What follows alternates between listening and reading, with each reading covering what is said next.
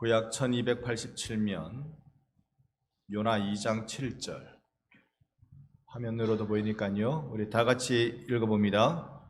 내 영혼이 내 속에서 피곤할 때에 내가 여호와를 생각하였더니 내 기도가 주께 이르렀사오며 주의 성전에 미쳤나이다.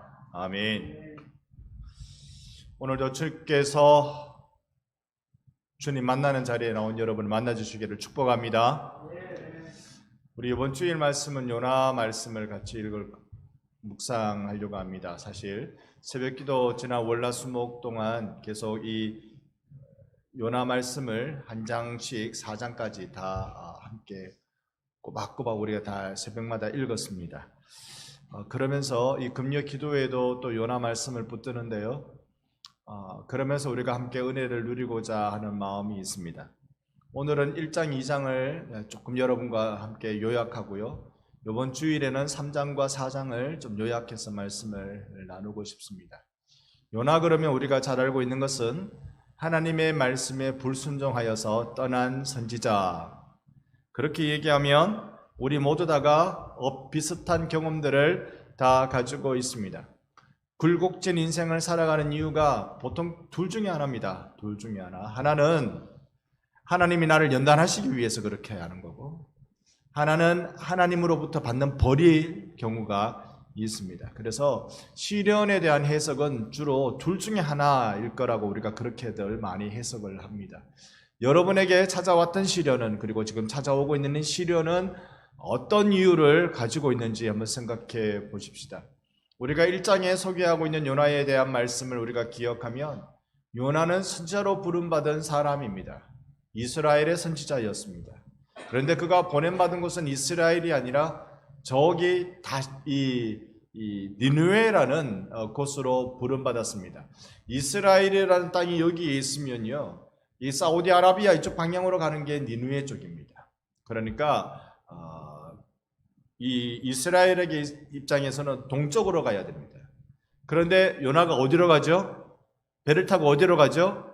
다시스라는 곳으로 갑니다. 다시스는 어디냐면 서쪽으로 지중해를 지나서, 그 시대의 세상이 지중해를 지나서, 다시스가 지금으로 치면 스페인 남부입니다. 스페인 남부까지 그렇게 가는 거예요.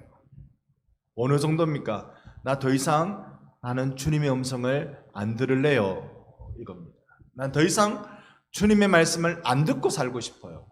나 주님 말씀 듣는 게 너무 괴로워요. 그 말씀을 따라 사는 것에 대해서 나는 큰 부담이 있습니다. 그게 그 말씀대로 사는 게 내가 고생해야 되고 눈물 흘려야 되고 어쩌고 저쩌고 이 문제가 아니라 내가 제일 하기 싫은 걸 하라고 하는 거예요. 제일 하기 싫은 거. 이런 거죠.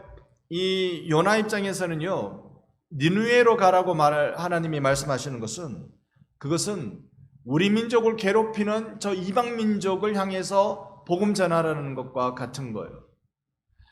일제에 우리나라 침공이 1910년부터 병탄이 되면서, 한일 병탄이 되면서 아주 우리나라를 잡아먹기 시작합니다. 그런데 그 일본으로 가서 복음 전해라.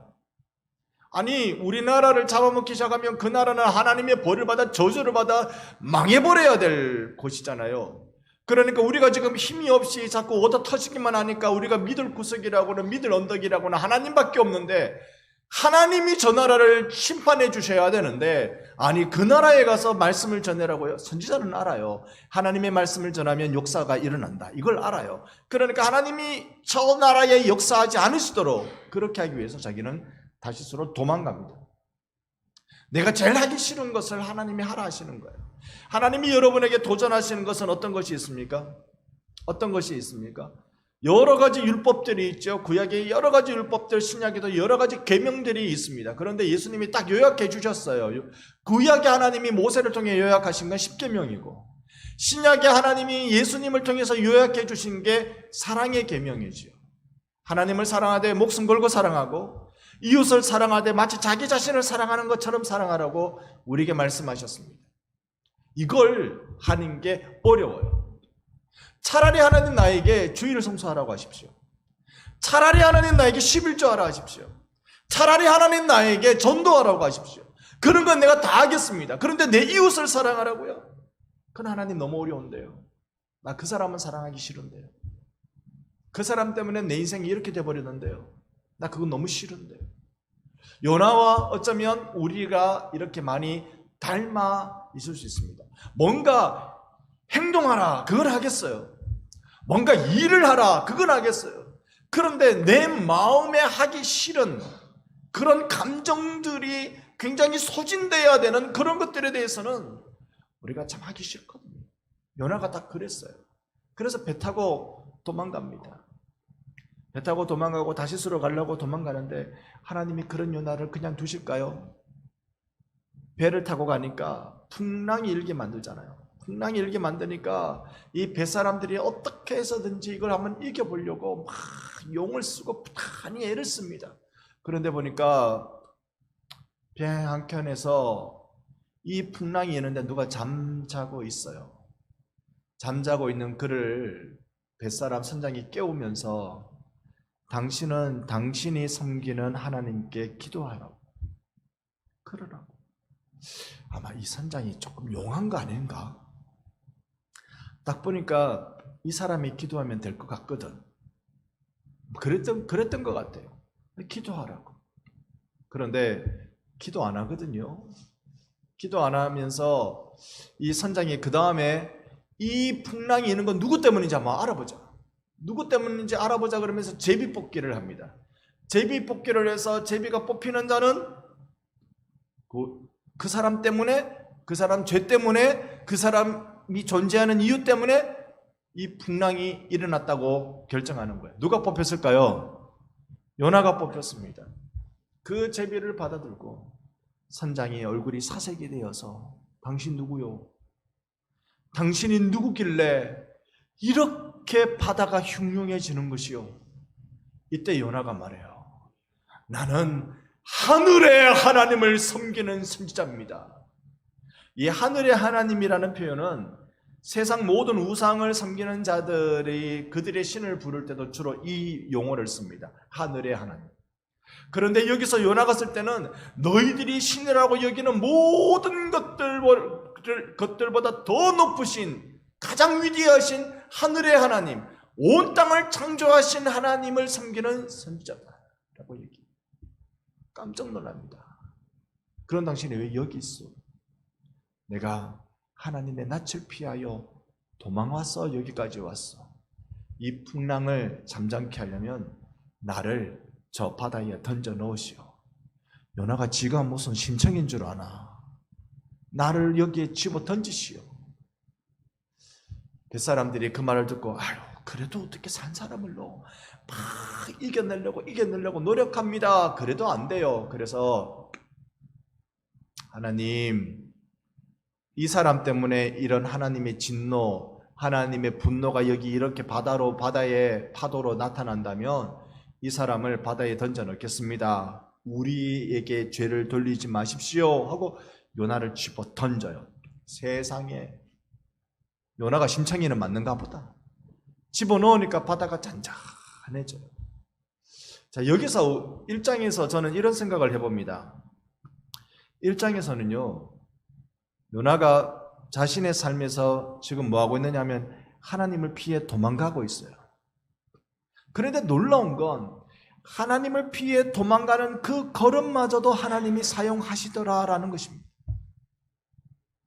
하나님의 낯을 피해서 도망가고 있는데 그 도망가는 걸음을 하나님이 사용하셔서 이 배 안에 있는 우상을 숭배하는 모든 사람들, 뱃사람들은 우상 숭배가 굉장히 셉니다. 우상 숭배하는 사람들이 요나가 섬기는 하나님이 온 세상의 하나님이시구나라는 사실을 알게 해주는 역할을 누가 했어요? 요나가 했어요. 여러분, 우리의 삶의 궤적에 대해서 우리가 부끄러운 것도 많습니다. 그런데 그 모든 것을 하나님이 사용하실 줄 믿습니다. 기왕이면 우리 심청이 안 되고 사용받으면 더 좋겠죠. 우리가 심청이 안 되고. 요나가 그렇게 바다로 훌 던져집니다. 아유, 하나님 그렇게 내 인생 끝장내면서 나를 쓰실까? 요나에 대한 1장 끝자락에 보면 하나님이 뭘 준비하셨을까요? 마지막 절에 큰 물고기를 준비해 주셨어요. 내 인생 하나님이 막다른 골목으로 막 밀어 넣으시는 것 같죠. 그런데 그거 자세히 보면 하나님이 밀어 넣은 게 아니고 내가 도망가는 자리였어요. 막 밀어 넣으시는 것 같죠. 그런데 그럴 때 내가 도망가다 끝자락에 놓였을 때 하나님이 구원의 준비를 하고 계십니다. 내 눈에는 그냥 무시무시한 큰 물고기지요. 사람을 집어삼킬 만한 물고기면 도대체 얼마나 커야 되는지 무시무시한 큰 물고기를 준비해서 그 뱃속에 들어가도 소화가 안 돼도 될 정도로 이게 큰 놈이라면 큰 놈을 준비해가지고 그게 이제 2장에 주로 오는 겁니다. 2장은 요나가 그 물고기 뱃속에서 아유 살았구나 싶지만 거기서 기도하는 장면을 보여주고 있습니다. 요나가 간절히 하나님 앞에 기도합니다. 여러분 눈으로 한번 보시면 2장 1절에 내가 받는 고난으로 말미암아 여호와께 불나리었더니 내가 고난 때문에 하나님께 기도합니다. 고난 때문에 하나님께 기도합니다. 늘 말씀드립니다만 제 인생의 중요한 원칙 중에 하나가 제가 꼭 지키고 싶은 원칙 중에 하나가 고난 당하기 전에 똑바로 살자라는 겁니다. 하나님께 매맞기 전에 하나님이 기뻐하시는 삶을 살도록 노력하자는 겁니다. 저는 경상도 사투리로 속된 말로 그렇게 이걸 외치고 있었습니다만 우리 하나님 앞에 고난 당할 때도 기도 안 하고 있으면 안 되죠. 고난 안 당할 때 기도하는 게 중요합니다만 고난 당하는데도 기도 안 하고 있으면 큰일 납니다. 오늘 우리가 기도하면서 고난을 헤쳐나가는 지혜를 받기를 소망합니다. 기도합시다. 이 기도의 시간은요, 오늘 이 금요 기도의 시간은요, 우리가 새벽에 하는 그 기도의 시간은요, 우리가 주의 이름을 부르며 하는 기도의 시간은요, 내 삶을 이겨내는 하나님의 놀라운 힘을 받는 시간이에요. 내 삶의 문을 여는 놀라운 주님의 기적이 일어나는 시간이에요. 내 인생을 반드시 하나님 앞에 쓰임받도록 역사해 주시는 성령님을 만나는 시간이 되는 줄로 믿습니다. 우리의 기도 시간은 그런 시간. 요나가 이 캄캄한 물고기 뱃속에서 어릴 적에 피노키오 동화책을 보면 피노키오를 만든 할아버지가 역시 캄캄한 물고기 뱃속인가요? 들어가죠. 거기에 보면 뭐 촛불 켜놓고 이렇게 있는 그림이 있었어요. 그런데 요나는 그런 상황이 못 됩니다. 그 뱃속에서 촛불 들고 들어간 거 아니거든요. 깜깜하고 아무것도 안 보일 때 우리가 추측해보건대 상상해보건대 물고기 뱃속에는 뭐가 있을까요? 한번 대답해 주시겠습니까? 물고기 뱃속에는 뭐가 있었을까요? 요나 옆에는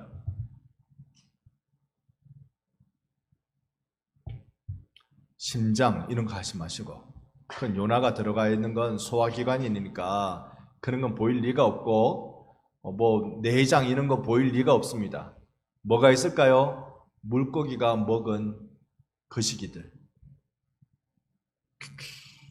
한 냄새 나는 거, 옆에 부딪히는데 어우 소스라치는 그런 것들, 게다가 뭐가 뭔지 모르는 깜깜함. 그 바닷속에 큰 물고기는 주로 깊이 살 거 아니에요. 깊이 살 거 아니에요. 거기에 빛이 뭐 들어오겠어요? 빛이 안 들어오죠. 이 물고기가 무슨 반투명도 아니고 깜깜하고 아무것도 안 보이고 냄새나고 복잡하고 진절머리 나느니 놀랄만한 그런 경기날 만한 그런 상황 속에서 요나가 어쩔 수 없이 하나님께 부르짖기 시작합니다. 그런데 요나의 기도를 자세히 이렇게 쭉 보면요, 철이 들어요. 물고기 뱃속에서 요나가 철 들어요. 요나가 철 안 든 사역자였어요. 철 안 든 그런 이 선지자였다고요. 선지자의 사명은 하나님의 말씀을 전하는 거예요. 잘 전하든 못 전하든 하나님 주신 말씀대로 전하고 오면 돼요. 나머지는 하나님의 책임입니다.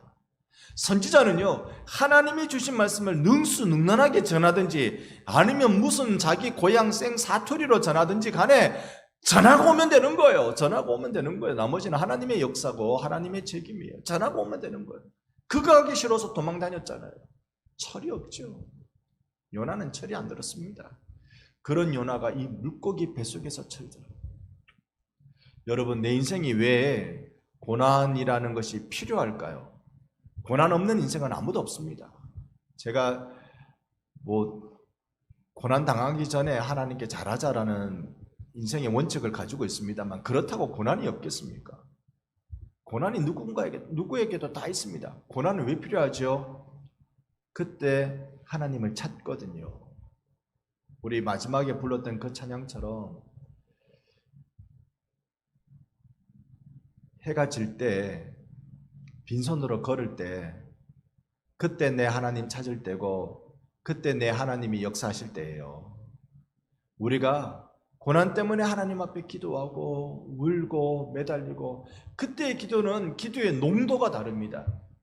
여러분이 고난이 찾아오지 않았을 때 하는 기도의 이 농도, 밀도와 고난이 왔을 때 내가 주님 앞에 부르짖는 그 목소리부터 달라요. 평상시에는 목소리가 굵지요. 아버지, 주여. 평소에는 목소리가 굵습니다. 그런데 고난 가운데 목소리는 날카로워요. 찢어지는 목소리를 해요. 찢어져가지고 굉장히 예민한 그런 목소리로 하나님 앞에 부르짖습니다. 근데 그때 하나님 만나기 시작합니다. 요나는 오늘 우리가 읽은 7절에 보면 내 영혼이 내 속에서 피곤할 때 내가 여호와를 생각하였더니, 내가 고난당할 때 여호와를 생각하였더니, 여러분, 고난이 나에게 유익이라는 사실을 힘들지만 우리 믿어봅시다. 그게 어렵지만 그렇게 받아봅시다. 내 몸이 아플 때, 내 일이 안 풀릴 때, 내 감정이 많이 소진될 때, 그때 내가 여호와를 생각하였더니, 오늘 여러분이 그런 마음 가운데 오셨다면 이 시간은 여러분 축복의 자리로 변할 줄로 믿습니다. 하나님을 만나는 거룩한 은혜를 사모하는, 진짜 사모하는 마음으로 나왔으면 오늘 이 시간이 여러분에게는 하늘 문이 열리는 자리가 될 줄로 믿습니다. 이 간절함 가지고 요나는 내가 주께 이르러 싸우며 주의 성전에 미쳤나이다. 내 기도가 주께 이르고 주의 성전에 미쳤습니다. 우리 인생의 문제를 풀어가는 가장 핵심은 어디에 있을까요? 하나님 만나는 데 있습니다.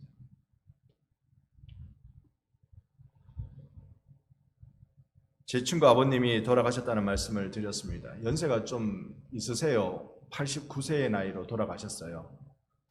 그러나 어떤 죽음도 안타깝지 않은 죽음은 없습니다. 또 어떤 한의사분이 그렇게 말씀하셨어요.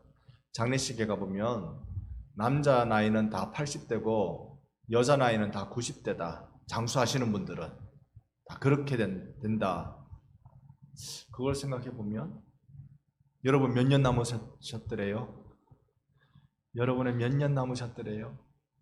저는 머리를 끌고 보면 한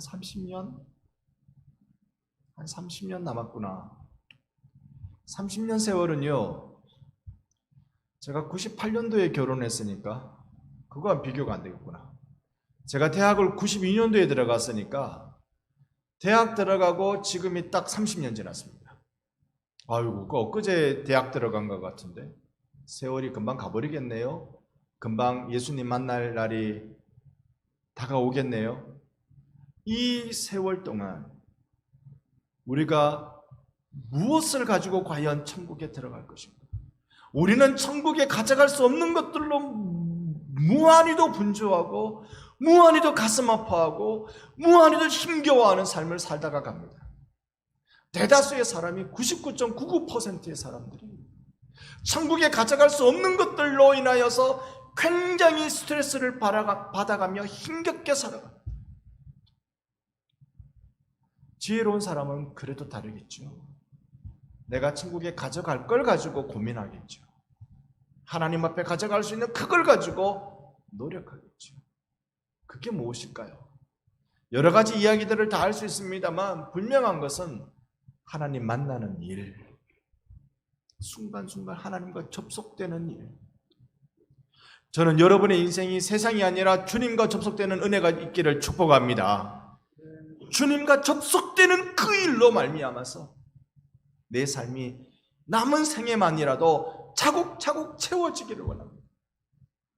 앞으로 인생 살아가시는 여러분, 힘든 세월을 지나가시는 여러분, 올해가 힘들었고 저기 경제 전문가들이 하는 얘기 들어보면 내년은 훨씬 더 힘들 거라고 이야기합니다. 그런데 우리 경제 가지고 천국 갈 일은 없어요. 여러분이 돈 많이 못 벌었다고 고민하지 마세요. 그거는 1,000원짜리 한 장도 주머니 넣어도 그게 천국에 통과가 안 돼요. 못 가져가요. 여러분이 가져갈 거는요, 그 1,000원짜리 한 장 가지고 사람을 살려내는 일을 했다면 그 일을 가지고 하나님께 가는 거예요. 그 일을 가지고 가는 거예요. 오늘 우리 주님 앞에 간구할 건, 주님 내 손 좀 잡아주세요. 주님 내 손 좀 잡아주세요. 주님이 내 손 잡아주지 않으시면 나 정말 소망 없습니다. 하나님 내 손 안 잡아주시면 이 한많은 세상 살아가면서 나는 엉뚱한 일로 내 눈물 콧물 다 쏟으며 그렇게 살다 갑니다. 이걸 어디서 깨달았다고요? 물고기 뱃속에서. 세상에 아무것도 보이지 않는 물고기 뱃속에서. 우리는 그래도 뭔가 좀 보이는 여기서 깨달읍시다. 꼭 요나처럼 그 밑바닥까지 내려가야 될 필요는 없다고 생각해요. 우리 여기서 하나님 내 손 잡아주시고, 하나님 내가 성전 주의 성전을 향하여서 은혜 구합니다. 예수 계신 곳이 성전이니 십자가를 향하여 은혜 구합니다. 하나님 나 잡아주셔서, 나 붙들어 주셔서 남은 내 인생 바르게 하나님을 기쁘시게 해드리는 인생으로 살게 해 주옵소서. 간구하며 승리하는 우리가 되기를 주님의 이름으로 축원합니다. 아멘. 그래서 우리 주님 앞에 기도할 때 주님여 이 손을 꼭 잡고 가소서.